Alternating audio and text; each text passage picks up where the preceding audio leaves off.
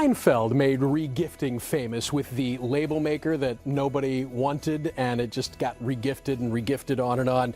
Gifting and re-gifting goes back for centuries, my friends, so as you look for those last-minute gifts, consider taking a shortcut by re-gifting. After all, today, as it turns out, is National Re-Gifting Day, and my friend, celebrity historian Raffi Andonian joins us to tell us more about the day. Raffi, how are you, sir? Good, and what a better time to have Re-Gifting Day than the weather that's hitting. Amen if you can't to that. Shop, time to re-gift. That's what I'm saying. Not only that, between Ted's pants and your bow tie, I'm just, if you weren't in a festive spirit before, you are now.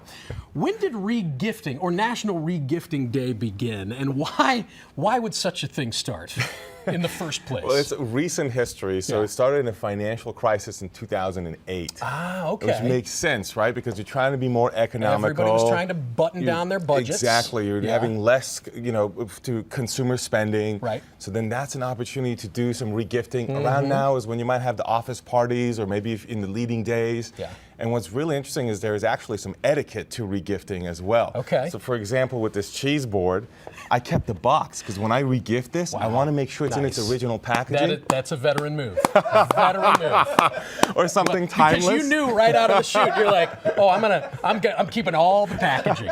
Now I got to make sure. Now one of the other rules is you can't do it in the same social circle. So I got to make sure they're not watching. It's got to be a whole different bubble. It's got to be a whole different social bubble. So they can't be watching this right now because then they're going to know that I'm re-gifting this, even though it's in the box. That's going to be the crystal from the family that I don't really want, but the family doesn't let me get rid of. I want to try to re-gift it and just get rid of it. He's not kidding, by the way. Like these really are yours, and you are. I was like, can I have this? And he's like, go ahead, because I was going to re-gift it. I love it. The term white elephant, where did that come from? Like the white elephant gift exchange, and is that in any way tied into re-gifting, or is that just kind of fun, unique gifts? It is tied to re-gifting, but it depends. You can do it as a re-gift or an original gift, but it's what it's tied to is, well, there's two things. One is there's sort of this myth that we say a lot, which is that there were kings in the old days in Southeast Asia that would try to give a white elephant out of the herd to burden someone, but there actually isn't much evidence for that. That's just something that we repeat a lot. It was in Charles Dickens kind of stories a few times. They're kind of popularized. You see the term white elephant in the United States come up in the 19th century, in the 1840s, 1850s, 1860s, but it's used in different ways. Sometimes it's actually used as something that's valuable, so very different than what we would think today. Sometimes it's used as something that is expensive but maybe useless, which is a little closer to what we would think of. Maybe like that right there would be a great example of that one.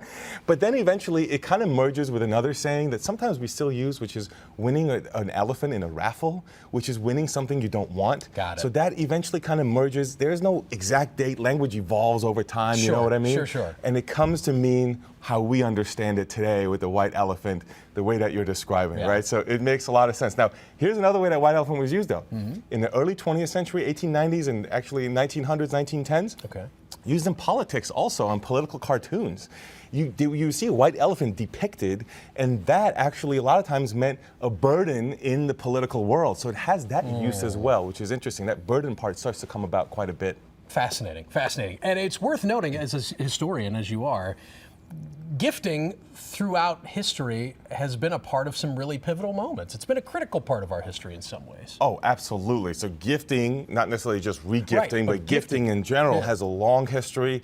I'll go back and say, in ancient Rome and then also in Europe in the medieval ages, actually what would happen a lot of times is you would have the peasants give gifts to their overlords to show that they're still there. You know what they would give a lot of times? Fruit and cheese. Cheese board, we still use that to this day. Wow. You ever got a fruit cake or a fruit basket for Christmas? We still think about that. Goes back that far. It does. And then here in North America, American Indians use it in different ways. So if you go to Virginia, the Algonquin-speaking Indians that are there when like John Smith and them arrived, they're doing gifting and re-gifting actually, exchanging amongst diplomatic groups within the American Indian tribes and even with the Virginians. They would totally re-gift to see as an exchange and sort of owing each other, right? Having that loyalty.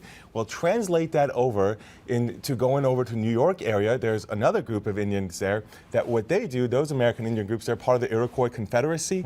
They also do gifting with belts, wampum belts, which many people have seen. They're beads. They're used diplomatically. Europeans start to use it.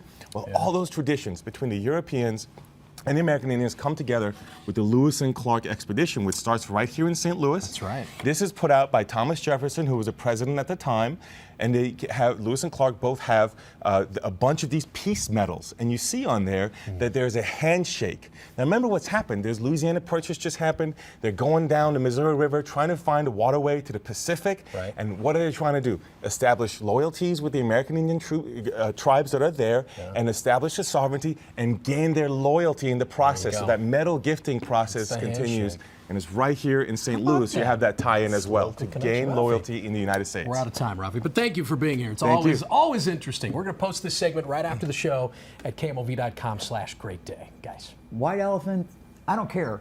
Elephants are always a burden. I don't care what color the elephant is. Anybody I gives don't you think an so. It's a elephant for a lot of gift. upkeep there. You know what I'm saying? That's putting a lot. Yeah. That's, I'll take an elephant. All right. All right.